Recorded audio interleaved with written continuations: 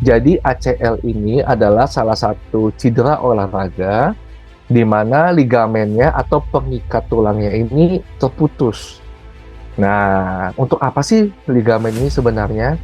Tujuannya itu sebenarnya untuk menjaga stabilitas. Nah, stabilitas. Pada kesempatan kali ini kita kedatangan tamu yang spesial. Kalau misal teman-teman ngikuti kanal YouTube Tommy Deski ini sejak lama, salah satu hal rutinitas sehari-hari yang aku lakukan menjalankan pendidikan profesi. Dan dulu pada saat pendidikan profesi, beliau ini salah satu orang lah ya yang membantu mempromosikan kanal YouTube Tommy Deski ini pada saat ya responsi pendidikan profesi di ruang pertemuan nih kan hebat. Dan ya aku merasa berterima kasih juga ke orang yang akan kita undang ini atas apa yang sudah beliau ajarkan, beliau tuangkan pada saat pendidikan profesi. Namun di konteks ini kita bicara kaitannya tetap dengan dunia sepak bola. Nah, beberapa waktu yang lalu pemain timnas Indonesia kita, Irfan Jauhari, terkena cedera nih. Nah, banyak kan netizen pecinta sepak bola Indonesia kita bertanya, apa sih cedera yang dialami oleh Irfan Jauhari yang notabene Irfan Jauhari pemain penting nih untuk timnas Indonesia kita. Nah, langsung aja kita kedatangan Dr. Gabriel Clemens, Magister Kedokteran Surgery, Spesialis Ortopedi, Ahli Ilmu Paal, Olahraga Klinis. Lengkap banget. Selamat malam, Dok. Malam, Tommy. Gimana Nah, kabarnya, Tom? sehat, Dok, sehat. Dan dokter sekarang Ya, posisinya di mana, Dok? saya ini sekarang prakteknya di Cikarang, Dokter Sekarang. Tommy. Nah, lebih spesifik, Dok, mana tahu nih, ada nanti penonton kita yang tinggal di Cikarang ataupun Jabodetabek mau datang nih ke praktek dokter. Boleh, boleh. Di salah satu rumah sakit swasta di Ya, Cikarang. Untuk lebih lengkapnya, bisa ngeliat di Instagram saya. oke. Jangan lupa follow Instagram dokter Gabriel. Nah, Dok, sebelum kita mulai kegiatan ini, udah tadi, Dok, saya kasih sedikit video lah, Dok, ya. Cedera yang dialami oleh Yes. pemain timnas Indonesia kita. Sebelum masuk, Dok, ke penjelasan yang ingin dokter sampaikan nanti tentang apa cedera yang dialami oleh pemain tersebut, gimana reaksi dokter melihat video itu? Ya, kalau di olahraga, khususnya buat yang hard contact ya. Hard contact itu kayak bola ya, atau di luar negeri itu football, atau beberapa olahraga seperti basket. Yang kontaknya itu hard contact ya. Itu biasanya itu sangat erat kaitannya dengan cedera-cedera olahraga nih, Dr. Tommy. Jadi cedera olahraga itu bisa banyak ya kalau di kedokteran olahraga ya. Jadi khususnya di ortopedi bisa karena uratnya atau kita sebut dengan ligamennya, bisa tulangnya, atau bisa juga kalau di lutut itu bantalannya nih, Dr. Tommy. Jadi Ya, ya. jatuh yang tidak proper atau kontak nih, kalau kontak hard contact atau kontak yang dalam energi yang cukup keras, itu bisa banyak banget nih penyebabnya. Gitu, Dokter Ya. Turun. Oke, oke. Jadi ya apa yang akan kita bahas ini menjadi salah satu cedera yang rutin ataupun sering lah dok ya menimpa Hmm. atlet-atlet olahraga salah satunya sepak bola. Nah dok, kita langsung nih dok ke topiknya dok. Apa sih dok cedera ACL? Karena rilis dok ya dari tim Persis Solo, timnas Indonesia juga udah official dok mengatakan Irfan Jauhari pemain timnas Indonesia ini terkena cedera ACL. Mungkin bisa dokter jelaskan apa itu cedera ACL dok? Ya, jadi pertanyaan bagus nih. Jadi ACL itu atau dipanjangin ya namanya anterior atau depan, istilah bahasa Indonesianya Ya. cruciate ligamen. Cruciate itu menyilang, ligamen itu adalah pengikat antara tulang. Jadi ligamen itu mengikat antara tulang paha kita sama tulang betis kita. Makanya disebut anterior cruciate ligament. Nah, ini penting banget nih Dokter Tommy untuk diketahui ACL ini. Jadi ACL ini adalah salah satu cedera olahraga di mana ligamennya atau pengikat tulangnya ini terputus. Nah, untuk apa sih ligamen ini sebenarnya? Tujuannya itu sebenarnya untuk menjaga stabilitas. Nah, stabilitas. Jadi kalau kita bisa jongkok, bisa berdiri, stabil nih kaki kita nih, itu karena ada pengikatnya. Nah, salah satunya pengikatnya namanya ligamen. Nah, ligamen ini ada banyak sebenarnya di kaki ya. Ada ligamen di sebelah kanan, di sebelah kiri, sebelah dalam ya. Jadi ada ligamen yang namanya medial, ada yang lateral, cruciate ligamen. Nah, yang paling sering cedera itu adalah ligamen yang di dalam sendi. Nah, di Nah, dalam sendi ini ada salah satunya ACL itu. oke Gitu, dok. Dr. Tommy. Siap dok. Nah, tadi dokter sampaikan nih, ACL yang paling sering. Nah, kenapa dok? Apa Mm-mm. jawabannya dok? Nah, jadi sebenarnya ACL itu salah satu ligamen yang kuat ya, yang paling kuat. Jadi dia Ya, itu untuk mencegah supaya tulang paha kita sama tulang di bawah itu tidak sampai copot kayak gini ke depan. Dia yang menjaga supaya tulang bawah ini nggak sampai bergeser ke depan gitu. ya, Nah, salah satunya yang paling sering cedera ini pada olahragawan yang satu, dia makanya cowok lebih baik dari cewek ini, Dr. Tommy. Cewek lebih baik dari cowok. Karena kenapa? Karena ototnya itu lebih banyak masa otot di laki-laki dibanding yang perempuan. Itu yang pertama. Yang kedua, biasanya kena ini biasanya kalau dia napak dengan cara yang salah. Nah, itu bisa juga tuh, Tommy. Dia napak dengan cara yang salah atau nggak sengaja napak dengan cara yang salah. Kalau kita lihat dari videonya sih dia napak dengan cara yang salah ya, nggak sengaja dia napak dengan cara yang salah. Yang ketiga, kalau dia terputar kakinya. Nah, jadi sebenarnya ligamen ACL ini, Dr. Tommy, dia itu bisa menahan sampai 2000 Newton, saking hmm, kuatnya, 2200 Newton. Jadi jikalau itu terputus, maka bisa bayangkan ya, kekuatan pergeserannya begitu besar, gitu ya. Jadi tentu ini cederanya bukan cedera sembarangan ya, nggak bisa diurut-urut aja, gitu, Tommy. Nah, karena dia yang menopang untuk tulang bawah itu bergeser ke depan, hmm, nah, yang paling sering itu memang cedera ACL gitu. ya. Tapi memang seringkali ACL ini juga dibarengi nih, Dr. Tommy. Bisa dibarengi dengan cedera bantalan sendi atau meniskus Ya, gitu. sesuai dengan pemain yang kita bahas ini dok kan, kalau kita lihat diagnosisnya Mm-mm. total tear ACL dan meniscus lateral tear. Ya, seperti itu dok ya. Ah, ya, ya, bisa dibarengi dengan cedera bantalan sendi ya. Mungkin yang penonton di sini mungkin nggak tahu meniskus itu apa kali, Dr. Tommy ya. Ya, Nah, meniskus itu adalah bantalan dia. Dia seperti bantalan antara tulang yang atas sama tulang yang bawah. Jadi nggak langsung kontak nih, tulang sama tulang nggak langsung bersentuhan. Dia punya bantalannya. Nah, seringkali cedera ligamen atau ACL ini, karena dia terpeluntir ya, dia kalau bahasa kedokteran itu non-pivoting injury gitu ya. Jadi bisa pivot, bisa non-pivot, dia berputar ya, pivoting injury, dia merobek juga bantalannya. Jadi seringkali dia putus dari ligamennya juga, dan juga bantalannya tergesek, robek gitu. ya, ya dok. Dok, Itu Dr. tadi Tom. menarik sih dokter sampaikan tentang kekuatan dari ACL ini dok. 2000 Newton deh dok ya.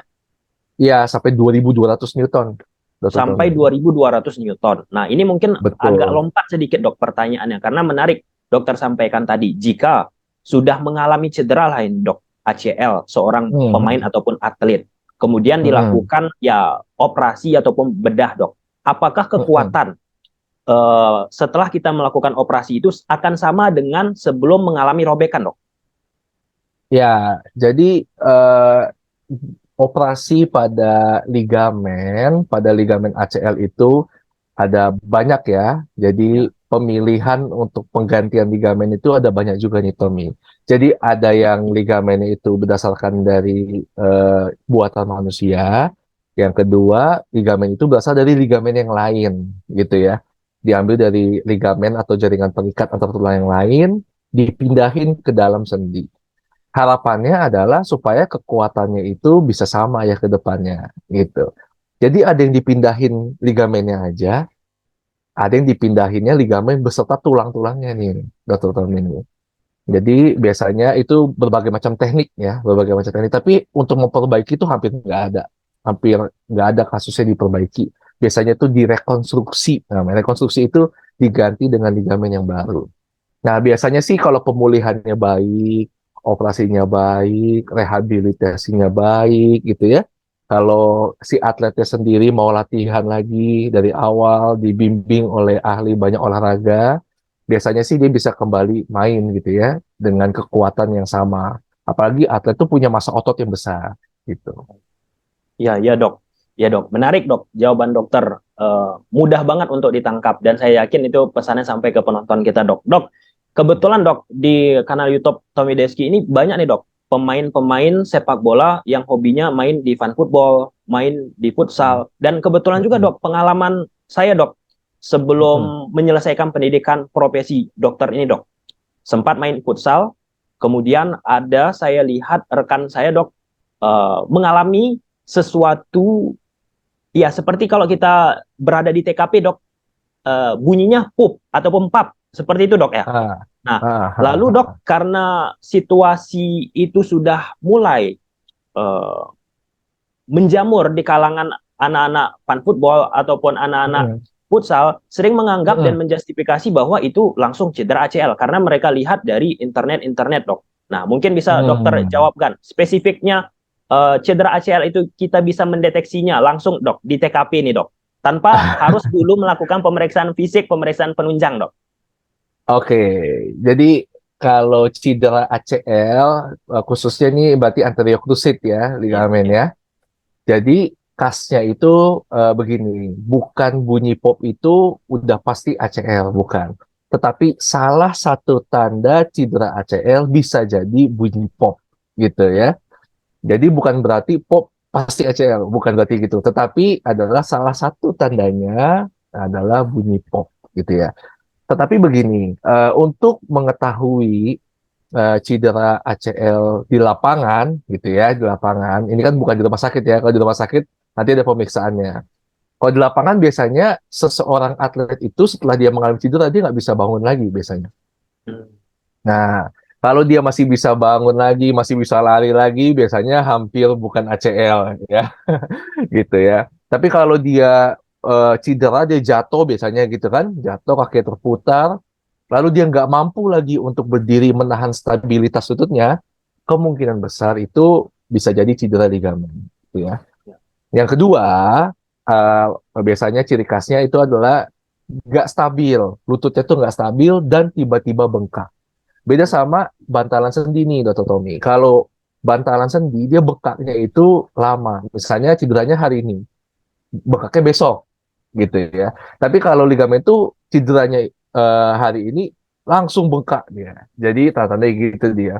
Dia swellingnya tuh direct ya, direct swelling atau bengkaknya itu direct tiba-tiba. Dan itu yang tiga itu nyeri ya, nyeri hebat. Jadi nyeri, dari itu bengkak, ada nggak bisa bangkit lagi ya, nggak bisa menumpu berat badan lagi. Yang keempat, lututnya tidak stabil. Yang kelima, jika ada bunyi pop, itu menegaskan kemungkinan juga ACL gitu, Dr. Tori. Ya, menarik dok, menarik ini eh, informasi yang sangat bagus dok untuk bisa meluruskan ya stigmatisasi yang sudah muncul nih dok di kalangan pemain-pemain fan football ataupun futsal dok. Nah, tadi ada kaitannya Hmm. tentang yang sudah dokter sampaikan tanda-tanda nih dok bahwa pemain bukan apa bahwa pemain tersebut ataupun orang tersebut mengalami cedera ACL. Nah, kalau kita bicara cedera ACL, dok, apa nih, dok, yang harus kita lakukan pertama kali, dok? Langkahnya kalau kita berada nih, dok, di lapangan, dok. Hmm. Oke, Hmm. untuk kalian yang suka main futsal gitu Ya. ya, atau kalau dibilang olahraga tuh ada dua ya tipenya ya, ada yang atlet profesional, ada Ya. juga yang namanya recreational atlet. Gitu ya, recreational atlet tuh kayak kita-kita nih, kayak kita-kita nih recreational atlet ya, jadi kita nggak dilatih train secara profesional, tapi kita sering berolahraga gitu ya.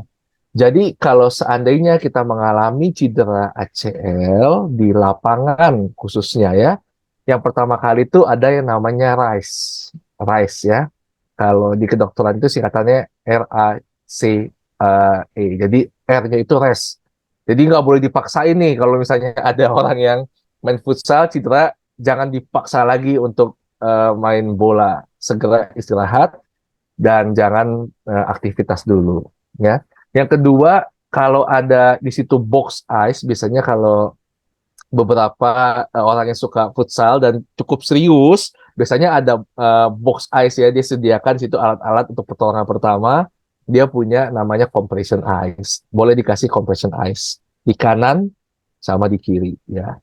Nah, yang ketiga itu yang paling penting adalah dilakukan compression. Compression itu adalah seperti knee support ya. Jadi sementara knee supportnya jangan knee support yang kencang dulu ya, kalau nggak nanti makin hebat bengkaknya ya. Seadanya dulu knee supportnya ya, dan itu diangkat kakinya. Jadi kakinya itu mesti diangkat, nggak boleh duduk kakinya dijatuhin ke bawah. Kakinya tuh diangkat ya, jadi mesti diangkat. Jadi nggak boleh dipakai dulu. Kalau jalan itu maksudnya mesti pakai tongkat, nggak boleh dipaksa jalan dulu. Nah, gitu dia. Betul, Tom. Kalau misalnya masih dibopong masih boleh dok kan? Kalau misalnya nggak ada tongkat di Boleh, lapangan, boleh. boleh. Boleh, prinsipnya dia tidak boleh menumpuk berat badan. Kenapa nggak boleh? Karena kan dia nggak stabil nih, Dr. Tommy ya. Karena dia nggak stabil, berarti kan dia mekaniknya, biomekanik itu maksudnya secara faal tubuh, kakinya tuh nggak lagi normal dalam pergerakan. Jadi nanti bisa menambah cedera baru. Yang tadinya bantalan sendinya normal, gara-gara dia paksain, tidak diistirahatkan, nggak pakai tongkat, nggak dibopong, akhirnya malah timbul cedera baru gitu, cedera bantalan dan lain-lain itu. Jadi kita harapkan supaya tidak menambah cedera yang baru gitu atau memperburuk cedera yang ini. Siap. Mantap banget dok, penjelasan dokter. Dok, ini pertanyaannya mungkin apa ya? eh, Banyak orang yang ingin tahu pada akhirnya ACL ini apakah bisa disembuhkan, apakah akan normal kembali kualitas hidupnya, gaya hidupnya setelah pemain ataupun atlet tersebut mengalami cedera ACL. Wah, kalau bedah nanti seperti inilah, seperti itulah, nanti nggak bisa aku Hmm, beraktivitas lagi lah karena durasi pengobatannya pun ataupun recovery-nya 6 sampai 12 bulan ya, Dok ya. Mungkin bisa dokter hmm, jelas. betul. Iya, betul banget. Jadi begini, Dr. Tom. Jadi cedera pada ligamen itu kan dia biasanya terputus. Tentu untuk mendiagnosis harus dengan menggunakan alat bantu ya. Nah, jadi memang dia bisa mendiagnosis dengan menggunakan pemeriksaan fisik, menegakkan bahwa ini adalah ACL, tapi dia harus dibantu nih dengan menggunakan alat yang kita sebut dengan MRI, gitu ya. Dari X-ray, MRI. Kenapa? Karena kita harus evaluasi nih, benar gak nih dia ACL atau hanya ACL saja atau yang lain. Itu yang pertama ya. Nah, yang kedua itu adalah gimana cara pengobatannya, gitu ya. Jadi kalau seandainya kita cedera ACL, biasanya pengobatannya itu adalah rekonstruksi ya. Khusus untuk atlet udah pasti dia rekonstruksi biasanya. Gitu. Tapi pernah nggak saya menemukan seseorang yang cedera ACL, terus orang masih main bola gitu ya, setahun kemudian masih ada juga gitu ya, ada juga yang kayak gitu juga. Tapi begini, jadi resikonya itu beda ya. Kenapa sih kita harus cepat melakukan tata laksana pada ACL? Karena bukan hanya supaya early recovery atau recovery secara cepat, yang kedua juga supaya tidak ada komplikasi-komplikasi ke depannya, betul. Jadi kalau seandainya tidak dioperasi kan berarti kakinya kan nggak stabil ya.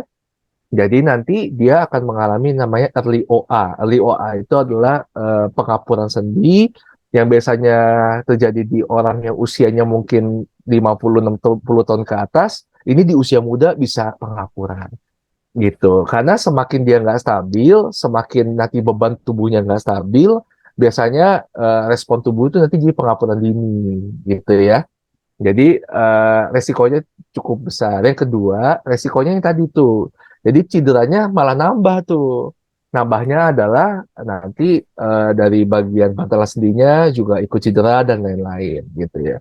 Jadi disarankan buat yang mereka profesional atlet atau rekreasional atlet yang mau tetap olahraga untuk menghindari banyak komplikasi juga dan mengurangi resiko cedera yang lebih lanjut, yang memang disarankannya adalah untuk tindakan operasi. Tapi jangan takut nih, ya, tetap operasinya ini beda nih.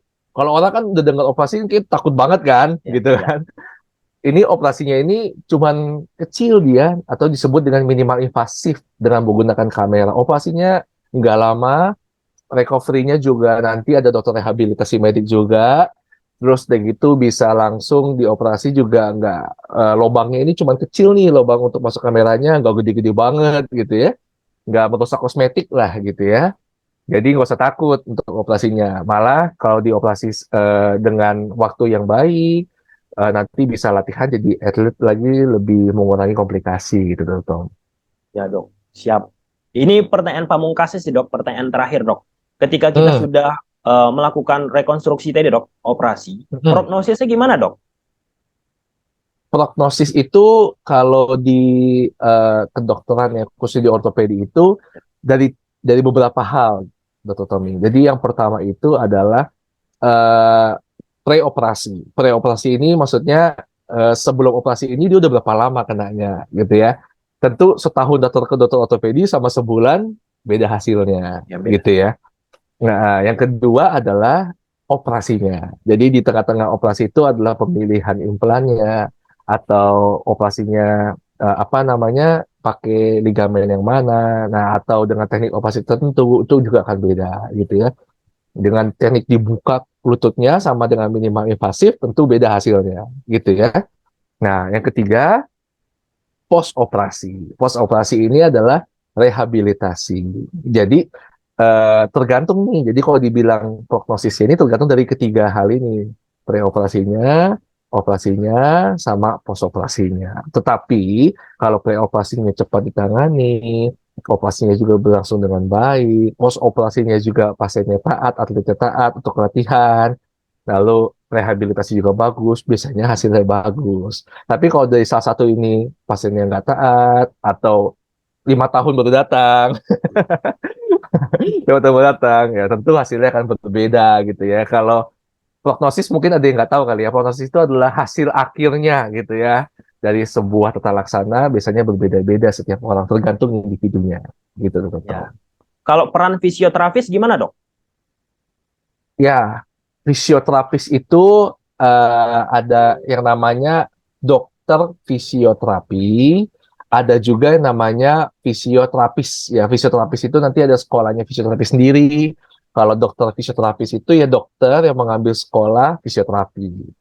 Jadi ortopedi ini tidak bisa dilepaskan dari berbagai macam bidangnya. Sebenarnya bukan ortopedi aja sih, semua dokter itu saling berintegrasi. Nah, dokter fisioterapi itu salah satu dokter yang membantu dan berintegrasi dengan dokter ortopedi di kebetulan di pos operasinya biasanya gitu. Jadi peranan dari dokter fisioterapi ini juga sangat penting untuk rehabilitasi dari pos operasi gitu tuh. Karena rehabilitasi itu nanti ada yang 2 minggu, 4 minggu targetnya apa, 1 bulan targetnya apa, 1,5 bulan targetnya apa, sampai dia bisa squatting, sampai dia pre-sport, sampai dia sport lagi gitu. Oke dok. Dok, ini penutup dok. Mungkin Ya, ada satu pesan yang ingin dokter sampaikan kepada penonton kita. Bagaimana nih mencegah cedera ACL ini dok? oke. Jadi kalau pesan dari saya yang pertama adalah sebagai atlet baik yang profesional maupun yang rekreasional atlet, kita harus mengerti biasanya mereka punya latihan yang namanya latihan banyak nih Tom. Latihan atlet yang rekreasional maupun profesional tuh satu ada yang namanya strength, kekuatan gitu ya. Yang kedua latihannya namanya kelentukan atau fleksibilitas. Yang ketiga, latihannya namanya teknik. Ada banyak nih latihan-latihannya, gitu ya. Jadi, maksud saya adalah sebenarnya seorang atlet atau recreational atlet yang pertama mesti punya latihan pre-sport yang benar. Itu dulu yang pertama. Yang kedua adalah bermain sport juga dengan benar, gitu ya. Yang ketiga harus punya edukasi bagaimana menangani cedera olahraga, baik kita atlet maupun non-recreational atlet. Karena penanganan kita di lapangan akan sangat menentukan juga nanti cedera yang akan si pasien ini bawa ke rumah sakit. Ya, jadi pesan dari saya adalah pertama, kita mesti punya edukasi tentang sport, baik itu bukan cuma sekedar wawasan sport newsnya aja, tapi juga tentang medicine-nya. Nah, yang kedua adalah wawasan tentang post-sport, tentang bagaimana kita selesai melakukan olahraga dan bagaimana tata laksananya di lapangan meskipun kita bukan dokter ya Tom. Ya, Nah, yang ketiga, yang paling penting adalah kita mengerti bahwa ternyata jika terjadi cedera olahraga, kita harus kemana, gitu ya. Yang jelas harus cepat berobat bukan ke orang-orang yang tidak punya latar belakang pendidikan tentang sport, harus nanya dan berobat ke orang yang telah melakukan pendidikan yang sport ini, gitu Tom. ya, ya jelas dok. Jadi ini masalah cedera ACL ini jika seorang atlet ataupun yang non atlet yang bukan profesional ya kalau misalnya mempunyai kesempatan langsung saja dok ya lakukan operasi ataupun rekonstruksi sebelum banyaknya muncul lagi komplikasi-komplikasi lainnya. Ya dok, makasih banyak dok ya atas Sip, keluangan waktu betul Tom. yang dokter berikan. Dulu biasanya dokter yang sering meresponsi saya, sekarang saya yang meresponsi dokter atas pertanyaan-pertanyaan tadi.